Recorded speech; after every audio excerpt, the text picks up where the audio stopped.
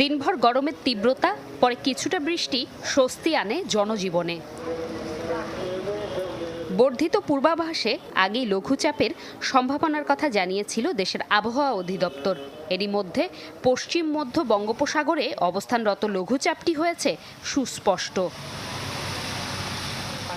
আবহাওয়া অফিস বলছে শুক্রবার সকালে এটি নিম্নচাপে পরিণত হতে পারে। 25 মে সকালে রেমালে রূপ নিতে পারে ঘূর্ণিঝড়টি। আর ঘূর্ণিঝড়টি পশ্চিমবঙ্গ বাংলাদেশ উপকূল 26 মে সন্ধ্যা নাগাদ সম্ভাব্য অতিক্রম শুরু করতে পারে। আশঙ্কা করছে সকালের মধ্যে সেটি নিম্নচাপে পরিণত হতে পারে। এখন পর্যন্ত যে কন্ডিশন, আমাদের গাণিতিক মডেলের পূর্বাভাস এবং অন্যান্য যে ব্যবস্থা আমাদের আছে, তাতে প্রতীয়মান হয় যে এটি শক্তিমাত্রা অর্জন করতে পারে। এদিকে ঘূর্ণিঝড় হলে তার প্রভাব ও শঙ্কার বিস্তারিত তুলে ধরেছেন এই বিশেষজ্ঞ।